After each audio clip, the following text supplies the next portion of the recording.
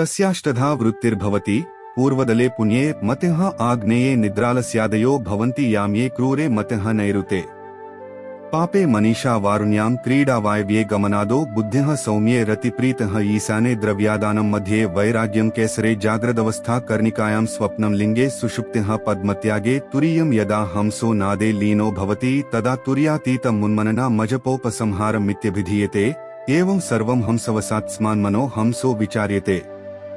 ఈ హంసకు 8 రకములైన వృత్తులుంటాయి. తూర్పు దిక్కులో పుణ్యమతి, ఆగ్నేయంలో నిద్ర ఆలస్యము, దక్షిణంలో క్రూరబుద్ధి, నైరుతిలో పాపం, పశ్చిమంలో ఆటలు, వాయవ్యంలో గమనబుద్ధి, ఉత్తరంలో రతిమీద మనసు, ఈశాన్యంలో ధన సంపాదన, మధ్యలో వైరాగ్యం. కేసరములలో ఉన్నప్పుడు మెలకువ, కర్ణికలలో ఉన్నప్పుడు స్వప్నం, లింగంలో సుషుప్తి, పద్మమును వదిలివేసేటప్పుడు తురీయం. నాదంలో లీనమై ఉన్నప్పుడు తురీయాతీతం, ఉన్మని, అజపోపసంహారం జరుగుతుంది. ఈ విధంగా అన్నీ హంసకు వశమై ఉంటాయి. కనుక హంసను తెలుసుకోవాలి. హృదయంలో ఒక పద్మం ఉంటుందని, దాని దడములలో ఆత్మ సంచరించినప్పుడు మనస్సులో ఆయా భావములు తలెత్తుతాయన్న భావన అనేక యోగ తంత్ర గ్రంథములలో గోచరిస్తుంది. ఈ పద్మములను దడములను భౌతిక దృష్టితో తీసుకోకూడదు. ఇవి అభౌతికములు, భావనా మాత్రములు, అనుభవంలో తనలో లోపల తెలుసుకోవలసినవి. ఆత్మేనే హంస హృదయ పద్మపు తూర్పు దిక్కులో విహరించినప్పుడు మంచి పనులు చేయాలని బుద్ధి పుడుతుంది. అదే పడమరలో సంచరించినప్పుడు ఆటపాటలలో కులాసాగా కాలం గడపాలని బుద్ధి పుడుతుంది. ఉత్తరంలో ఉన్నప్పుడు రతి క్రీడ మీద, దక్షిణంలో ఉన్నప్పుడు క్రూరమైన పనులు చేయాలని బుద్ధి పుడుతుంది. ఆగ్నేయంలో ఉన్నప్పుడు నిద్రపోవాలని బద్ధకంగా ఉంటుంది. అదే దానికి ఎదురుగా ఉన్న వాయవ్యంలో ఉన్నప్పుడు ఎంతసేపు బయట తిరగాలని కోరిక పుడుతుంది. నైరుతిలో ఉన్నప్పుడు పాపపు పనులు చేయాలని, ఈశాన్యంలో ఉన్నప్పుడు డబ్బు సంపాదించాలని కోరికలు కలుగుతాయి. అన్నింటికీ మధ్యలో ఉన్నప్పుడు నిలకడ, వైరాగ్యములు ఉంటాయి. కేసరములు, కాండం, పుప్పొడిలో ఉన్నప్పుడు జాగ్రత్, స్వప్న, సుషుప్తి అవస్థలు కలుగుతాయి. వీటన్నింటికీ అతీతంగా పోతే తురీయ స్థితి కలుగుతుంది. దానిపైన తురీయాతీతం, ఉన్మని మొదలైన అవస్థలు కలుగుతాయి. దశవిధ నాదములు. సయేవ జపకోట్యానాదమనుభవతి ఏవం సర్వం హంసవసాన్నాదో దశవిధో జాయతే. చినీతి ప్రథమః, చించినీతి ద్వితీయ, ఘంటానాదస్తృతీయ, శంఖనాదశ్చతుర్థః, పంచమః షష్ఠస్థాళనాదః, సప్తమో వేణునాదః, అష్టమో మృదంగనాదః, నవమో భేరీనాదః, దశమో మేఘనాదః, నవమం పరిత్యజ్య దశమమేవాభ్యసేత్. ఈ విధంగా కోటిసార్లు జపం చేస్తే నాదం అనుభవమవుతుంది. నాదం 10 విధములుగా ఉంటుంది.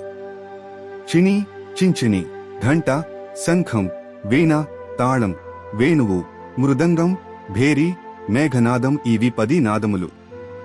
9 వదలి 10వ దానిని పట్టుకోవాలి. సోహం మంత్రమును అజపాజపమంటారు. అంటే మన ప్రమేయం లేకుండానే నిత్యము మనలో జరిగే జపమని అర్థం. ఇది శ్వాసను బట్టి జరుగుతూ ఉంటుంది. ఊపిరిని లోనికి పీల్చేటప్పుడు సో అన్న ధ్వని, బయటకు వదిలేటప్పుడు హం అన్న ధ్వని పుడుతూ ఉంటాయి. అంటే జీవుడు నిత్యము ఈ మంత్రమును జపిస్తూ పరమాత్మను స్మరిస్తూ ఉంటాడు. ఈ ఊపిరి దేహంలో ఉన్నంతవరకు ప్రాణం ఉంటుంది. వదిలితే ప్రాణం పోతుంది. ఇది ఒక రోజులో 21,600 సార్లు జరుగుతుంది. మనకు తెలియకుండా జరుగుతున్న దీనిని దానిపైన దృష్టి పెట్టి నడిపించాలి. అంటే ఎరుకలేని స్థితి నుండి ఎరుకతో కూడిన స్థితికి చేరుకోవాలి. ఆ విధంగా 1,000,000 సార్లు జపిస్తే అప్పుడు నాదం వినపడటం మొదలవుతుంది. 1,000,000 సార్లు శ్వాసను తీసుకోవాలంటే 463 రోజుల పాటు ఊపిరిని నిత్యమూ గమనిస్తూ ధ్యానంలో ఉండాలి. రాత్రిపూట ఇది సాధ్యం కాదు గనుక 926 పగళ్లు ఈ సాధనను విడవకుండా చెయ్యాలి. అంటే దాదాపుగా 3 ఏళ్లపాటు ఈ సాధనను ప్రతిరోజూ చేస్తే అప్పుడు నాదాన్ని వినగలిగే స్థితిని అందుకోవచ్చు. ఈ నాదములు 10 రకములుగా ఉంటాయి. వీటిలో మెట్టుమెట్టుగా ఒక్కొక్క దానిని వదిలివేస్తూ స్థూలమైన నాదముల లోలోపల ఉన్నట్టి సూక్ష్మమైన నాదములను వింటూ చివరిగా పదవనాదమైన మేఘగర్జనను వినే ప్రయత్నమును చేయాలి. ఆ తరువాత దానిని కూడా వదలి నాదం ఎక్కడ లయమవుతుందో ఆ శూన్యంలో తాను కూడా లయం కావాలి. ప్రథమే చించిని గాత్రం, ద్వితీయే గాత్రభంజనం, తృతీయే భేదనం యాతి, చతుర్థే కంపతే శిరః, పంచమే స్రవతే తాలు, షష్ఠి మృత నిషేవణం, సప్తమే గూఢ విజ్ఞానం పరా వాచా తథాష్టమే అదృశ్యం, నవమే దేహం దివ్యం చక్షుస్తధామలం, దశమే పరమం బ్రహ్మ భవేద్రహ్మాత్మసన్నిధౌ. మొదట్లో చిని అనిన శబ్దం వినవస్తుంది. తరువాత ఆ ధ్వని చెదిరిపోతుంది. మూడవ స్థాయిలో నొప్పి కలుగుతుంది. నాలుగింట తల వణుకుతుంది. ఐదింట తాలువు కొండ నాలుక స్రవిస్తుంది. ఆరింట అమృతం వర్షిస్తుంది. సప్తమంలో రహస్య జ్ఞానం కలుగుతుంది. అష్టమంలో పరావాక్ వినిపిస్తుంది. తొమ్మిదిలో దేహం అదృశ్యమై శుద్ధమైన దివ్య చక్షువు వికసిస్తుంది. దశమంలో తన ఆత్మ బ్రహ్మసన్నిధిని చేరగా బ్రహ్మమయుడవుతాడు. షణ్ముఖీ ముద్రను పట్టి వాయుకుంభకంతో ప్రాణమును ఆజ్ఞాచక్రంలో నిలిపే యోగికి ఈ 10 విధములైన నాదములు తన తలలోనే వినిపిస్తాయి. వీటిలో ఏ నాదం వినిపించినప్పుడు ఏమి జరుగుతుందో వివరిస్తున్నారు. చిని అనిన శబ్దం కీచురాళ్ల ధ్వనిలాగా, గజ్జల ధ్వనిలాగా ఉంటుంది. చిని చిని అనే శబ్దంలో మొదటి శబ్దమే విరిగినట్లు 2 సార్లుగా వినిపిస్తుంది. మూడవ స్థాయిలో ఘంటానాదం వినిపించినప్పుడు తలలో నొప్పి కలుగుతుంది. తలలోని పినియల్, పిట్యూటరీ మొదలైన గ్రంథులు ఉన్నదానికంటే ఎక్కువగా ఉత్తేజితములవుతాయి. ఈ స్థితిలో విపరీతమైన తలనొప్పి పుడుతుంది. నాలుగవ స్థాయిలో శంఖధ్వని వినిపిస్తుంది. ఈ స్థితిలో ఆ ధ్వనిని తట్టుకోలేని తల గజగజ వణుకుతుంది. క్రమేణా ఈ స్థితి కూడా అలవాటవుతుంది. 5వ స్థాయిలో వీణానాదం వినవస్తుంది. అప్పుడు అంగిలి నుండి లాలాజలం వంటి ఒక విధమైన ద్రవం ఊరి నాలుకపైన పడుతుంది. పినియల్, పిట్యూటరీ గ్రంథుల స్రావమే ఇది. తలలో నిండిన ఈ ద్రవం అంగిలిలో సన్నని రంధ్రములను ఏర్పరచుకుని నాలుక మీదకు జారుతుంది. 6వ స్థాయిలో తాళం వంటి ధ్వని వినిపిస్తుంది. అప్పుడు అమృతం స్రవిస్తుంది. 5వ స్థాయిలో చెప్పబడిన స్రావములు మొదట్లో ఉప్పగా, పుల్లగా, చేదుగా వివిధములైన రుచులలో ఉన్నట్లుగా అనిపిస్తాయి. కాల పరిపక్వతలో అది మధురమైన తీపి రుచిలోకి మారుతుంది. ఇదే అమృతమని చెప్పబడింది. 7వ స్థాయిలో వేణునాదం వినవస్తుంది. ఈ స్థితిలో రహస్యజ్ఞానం వికసిస్తుందని చెప్పబడింది. అంటే మామూలు మనుషులు చూడలేని వాటిని యోగి చూడగలుగుతాడు. ఒక విధంగా ఇది ఎక్స్-రే వంటి దృష్టి అని చెప్పవచ్చు. భౌతిక వస్తువులలో నుంచి అతని దృష్టి దూసుకుపోతుంది. ఉదాహరణకు భూమి లోపల ఉన్న నిధులు మొదలైనవి అతనికి కనిపిస్తాయి. 8వ స్థాయిలో మృదంగ ధ్వనిని యోగి వింటాడు. పరావాక్ అంటే శబ్దము యొక్క జన్మస్థానం. శుద్ధమైన ధ్వని అని అర్థం. శబ్దము యొక్క పర, పశ్యంతి, మధ్యమ, వైఖరి అనే 4 స్థాయిలలోని అట్టడుగు స్థాయిని యోగి వినగలుగుతాడు. 9వ స్థాయిలో భేరీనాదం వినవస్తుంది. ఈ స్థితిలో అదృశ్య శక్తిని యోగి పొందుతాడు. దివ్యచక్షువు వికసించగా సృష్టి రహస్యములను, వివిధములైన లోకములను, దేవీ దేవతలను అతడు దర్శించగలుగుతాడు. చివరగా మేఘములు ఉరుముతున్న నాదమును యోగి వింటాడు.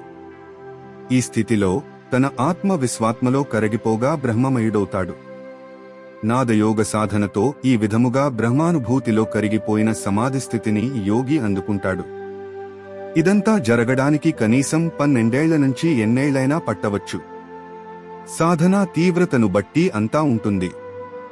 ఒక్కొక్క మెట్టు ఎక్కాలంటే ఆ నాదమును తట్టుకునే శక్తి దేహం సంపాదించుకోవాలి. ఒక్కొక్కరి దేహం ఒక్కొక్క విధంగా ఉండటంతో, ఒక్కొక్కరి ప్రాణశక్తి ఒక్కొక్క స్థాయిలో ఉండటంతో ఈ ప్రక్రియకు చాలా సమయం పడుతుంది. ఒక జన్మలో దీనిని సాధించగలిగితే ఆ మనిషి చాలా అదృష్టవంతుడని చెప్పాలి. శ్రీరామకృష్ణులు తమ సాధనా కాలంలో ఈ 10 విధములైన నాదములను తనలోనే వినేవారు. తరువాతి కాలంలో ఆయన సమక్షంలో ఎవరైనా వీణనుగాని, వేణువునుగాని, తంబురానుగాని, లేక ఏదైనా ఇతర వాయిద్యమునుగాని మ్రోగించినప్పుడు ఆయన వెంటనే బాహ్యస్మృతిని కోల్పోయి సమాధి స్థితిలో మునిగిపోయేవారు. తస్మిన్మనో విలీయతే మనసి సంకల్ప వికల్పే దగ్ధే పుణ్యపాపే సదాశివ శక్త్యాత్మా సర్వత్రావస్థిత స్వయంజ్యోతః శుద్ధో బుద్ధో నిత్యో నిరంజనః శాంతః ప్రకాశత ఇతి. ఆ స్థితిలో మనస్సులోని సంకల్ప వికల్పములు విలీనం కాగా పుణ్యపాపములు కాలిపోగా శివశక్తి స్వరూపుడే అన్నింటా నిండియున్న స్వయంజ్యోతిగా శుద్ధము జ్ఞానస్వరూపము నిత్యము నిరంజనమైన స్థితిలో శాంతుడై ప్రకాశిస్తాడు. దశమ స్థితిని అందుకున్నవాడు బ్రహ్మానుభూతిలో మునిగి దానిలో కరగిపోతాడు. సుఖదుఃఖముల నుండి, జన్మల నుండి, కర్మల నుండి, మాయామోహముల నుండి మోక్షమును పొందుతాడు. ఇది వేద ప్రవచనం. 2 ఇదే వేదము యొక్క బోధ. ఇదే వేదము యొక్క బోధ. ఓం పూర్ణమదః పూర్ణమిదం పూర్ణాత్ పూర్ణముదచ్యతే పూర్ణస్య పూర్ణమాదాయ పూర్ణమేవావశిష్యతే. ఓం శాంత్యః శాంత్యః శాంత్యః. इति हंसोपनिषत् समाप्ता. हंसोपनिषत् समाप्तम्.